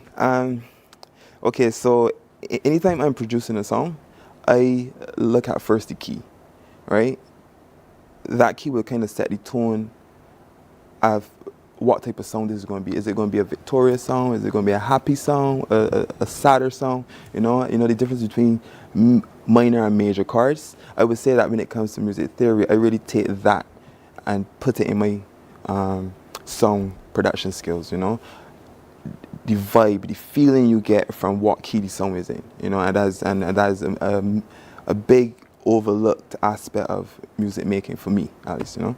Now, I know you're no stranger to the stage, but playing with the National Youth Orchestra is a little different from stepping forward big time. and performing. Big time. So how have you been able to transition? Well, Youth Orchestra was, I think I was like 15, 16 or so at that time, and that was a while ago, you know. The transition, I would say, would happen from DJing, because with the Youth Orchestra, you know, I could easily sit back, not play a bar, and no one's going to notice, you know. As a DJ, I cannot play a song. The whole party stopped, you know. So going on stage by myself, it has not been hard. I can't say it has been hard, because it's at first when I started DJing, you get a little nervous, you know, you get a little scared.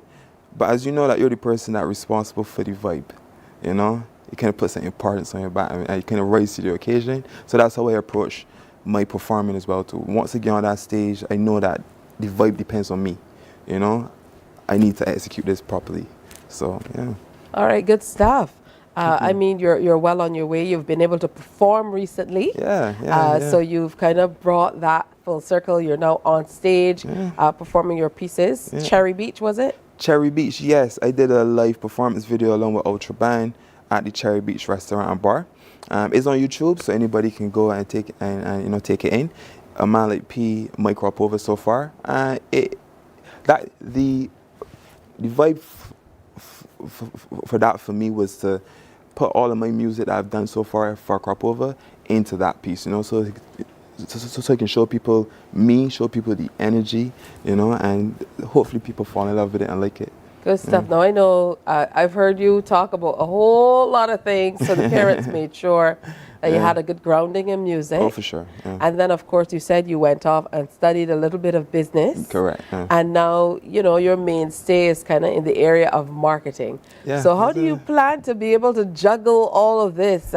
You know, is it your aim to one day maybe come out of the workforce and be able to do music on a full-time basis?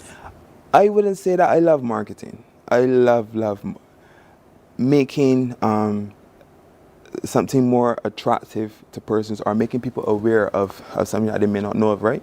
So I like to merge my marketing skills with my music. So if people go on my social media, I try to find creative ways to keep people engaged, and that is something that I want to maintain moving forward, because I am planning on furthering my education in that field, and it's something I love to do. And I know a lot of people say you can't serve two things, but I think I can bring those two together. You know, it's some type of music marketing. You know, I kind of like that in between. You know, making a song and finding a way to push the song. You know. Yeah. I want to say that. You know, the move away from the trumpet, I don't know, maybe you'll find your way back to the trumpet. It's sure. But it's wonderful that you're still playing the piano. Yeah. For parents looking on and younger people, what did your early years with music do for you as an artist, as a young man generally? Whoa. Well, I grew up in a musical family, and music has always been a part of my life. My early years with music has allowed me to more take in the songwriting skills of the older generation, and and look at a song as a complete piece, a story, a film from beginning to end, and I take that in how I go with my music. I do take a lot of stuff and lines that I heard from songs when I was young, and bring them forward, or even the concept of a song in general. I do put those forward in a lot of my music now. All right, a man like P, a rising soca star. Look out for him. Of course, he plays trumpet and piano as well. Yeah. So a musician in the truest sense. All right, it's time for another break here on Morning Barbados. When we come back, we're getting you ready for the weekend. We want to make sure you know all that's coming up. Stay with us. Thanks for coming.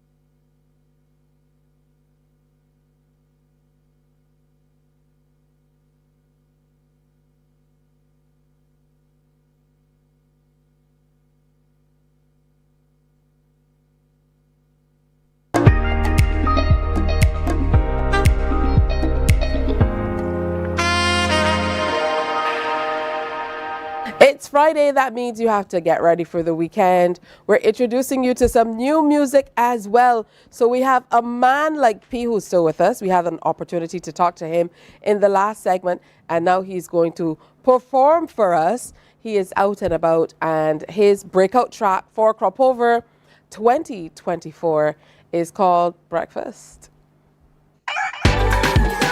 Good morning, Barbados. Good morning, Mornin Barbados. If you're at home right now, it's time. Let's go. Breakfast in the early morning is one thing my body want. She telling me come and get that. Oh gosh, she said come and get that. I outside before the advert crying. Night there before the juice start falling. She telling me come and get that. Oh gosh, she said come and get that. She give me the oats. I feel like a float. I sprinkle some sugar on it. That put my pan go. She give me the vitamins and that make me go quicker if I get two supplements. I guarantee to deliver. Lick back the llama. Girl, when you do like that, I gotta tell ya. Girl, when you something just gonna know. I love how you just roll. Lean back, girl, I'ma tell ya. Girl, when you do like that, I gotta tell you that you's a good host. Look how you spread out butter on toast. Breakfast in the early man. It is one thing my body want. She telling me come and get that. Oh gosh, she said come and get that. I outside before the advert cry. I there before the juice start falling. She telling me oh gosh, she said I see the two orange to look up and ask a question. Is all this for me? Oh, she take the banana, grab it up and smile at me. Don't do that to me, my girl. My belly pan oh. Link back to llama. Girl, when you do like that, I gotta tell ya. Girl, when you something they can't waste. Cause I love how your food does taste. Link back to llama. Girl, when you do like that, I gotta tell you. When I at you place, you could try that food in my breakfast in the early. It is one thing my body. She telling me oh gosh, she said oh, I outside before the advert. I there before the juice start falling. She telling me ooh, oh gosh, she said I wanna know breakfast in the. It is one thing my body. She telling me come on. Mornin Barbados. I hope you got your breakfast. I hope you have your breakfast already. If you ain't have your breakfast already, make sure you go and get it. Because in Barbados right now, it is working time. So if you're going to work right now, that's cool. If you ain't get there yet, we gonna what now? Let me do this. Oh gosh, give me the. Oh gosh, give me the. I am a man like P. It is crop over 50. It is working time. Let me go. I drop in my CV. Yeah. I want a little walk inside your company. Ooh, I want to know if you got something for me. Ooh, cause I can do anything, yeah, and I will do everything just to work for you. She asks, can I handle it? I say I am talented. I say I would take out the hammer and beat it. Girl, take out the broom and sweep out, girl, I can manage it. I ain't care what the damage is. Ooh, girl, I would have lick down the wall and fix that leak and give some new PVC. So what you do? Gimme. I looking for what, girl? Gimme, what? I looking for what, girl? Gimme, what? I looking for, girl, gimme. Ooh, I drop in my CV. Want a little walk inside your company. Ooh, I want to know if you got something for me. Ooh, cause I could do anything, yeah, and I will do everything just to work for you. Look, tell me the plan, I'ma deal with it. I hit on duty, call usual with church regardless our side, but as this you, the service is free. Get away up, but me on the thing. Let me show you what hard work mean. I will beat that work in the rain or sun, girl. What fuck is a bitch, man? So what you do? Gimme. Looking for what, girl? Gimme. I looking for. Gimme. I looking for. Girl, gimme. Ooh, I drop in my CV. Yeah. I want a little walk inside your company.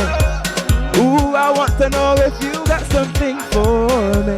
Ooh, cause I can do anything. I will do everything just to work for you. I drop in my CV. Yeah. Want a little walk inside your.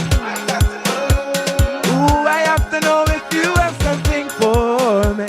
Ooh, cause could do anything, and I would do everything just to work for you.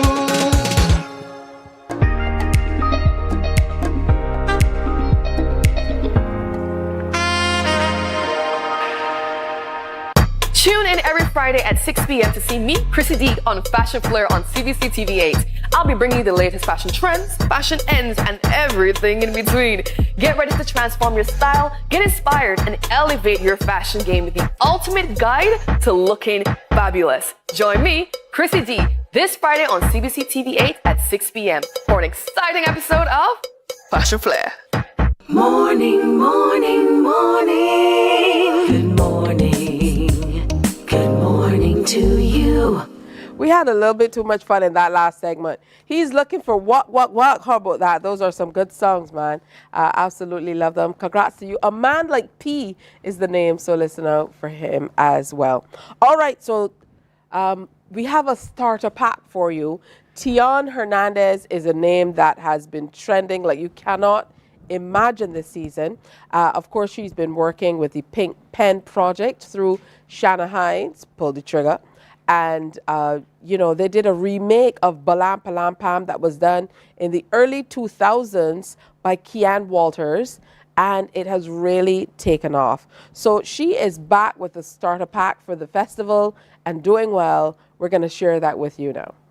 We are about to witness the battle of the century bout here. We got the DR dancers versus the Hot Squad. Live on location, we got Zenzilla. So Zen, over to you. Babs, the teams are warming up and you can taste the tension rising in the atmosphere as we gear up for what you so aptly called the Battle of All Ages right here at the Oasis in Barbados. Place your bets now. I know who I got my money on. And take it away.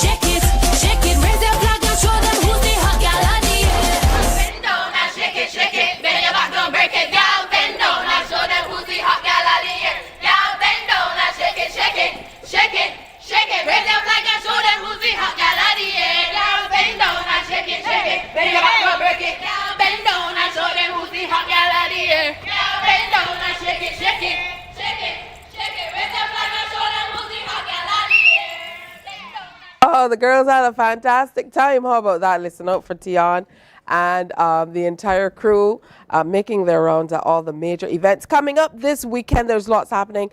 Starting tonight, it is the First Citizens Pan Fusions. First Citizens Fusions, not Pan Fusions. First Citizens Fusions in association with CNW. That comes off tonight. Ilaro Court. Make sure you get on out. Nicholas Branker was here, Andrew Lynch. They're going to be on stage and sharing some wonderful music and sharing the stage with the likes of Adrian Clark and Edwin Yearwood. Mad will be there, the mighty Gabby, John Rowett, you name it, they're all going to be there. Lil Rick. It's going to be an exciting time to be had by all. First Citizens Fusions in association with CNW. That's tonight, July 19th, 8 o'clock at Ilara Court. Only $100, so make sure you grab your tickets. Also coming up tomorrow, as you heard, we had Stacy in telling us all about the Sunshine Snacks Junior Kadooman. That is tomorrow morning, 9 o'clock, and it's absolutely free. The juniors are ready and roaring to go. They're going to be over at the Botanical Gardens from 9 o'clock and representing for schools from all across Barbados.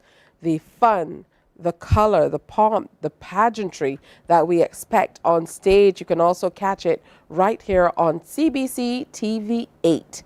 But if you can get out and support the little ones, we encourage you to do that as well and make sure that you show them your support. Also, tomorrow night is the Scotiabank Junior Monarch Competition Finals, and that is also going to be at the National Botanical Gardens. The juniors are going to be on stage from 7 o'clock. We're going to join here on TV 8 from just around 7:30. Right as soon as we wrap up the news, we are going to make sure that we are in there to crown a new Calypso Monarch for the juniors and find a new Soca Monarch, or maybe, there definitely will be a new monarch for the Calypso competition because Tay is not defending her crown, but Takara is back. So maybe she'll be able to, take back that title. I don't know. Or maybe it'll be someone new. So make sure that you tune in for that as well. We want to thank you for sharing with us today, tuning in for another Morning Barbados presentation. And again, I'm giving you notice we are going to be on a break while the Olympics will be happening. So Morning Barbados is going to be off. Next week will be our last week on air. And then we take a 2-week break and then we're going to come back. So if there's anything that you need to share, make sure you get it in the early. We're going to make sure that we do some short stints, get everything in. And next week, we're going to have the Barbados Defence Force coming in as they celebrate a major anniversary. They're going to be sharing with us as well, talking about what they've done in the past, what they're doing now, and what they're looking to in the future. Have a safe and wonderful weekend. Enjoy your crop over, and most importantly, come back on Monday. See you then. Bye-bye. Wake up, wake up, wake up, wake up. Barbados, get up.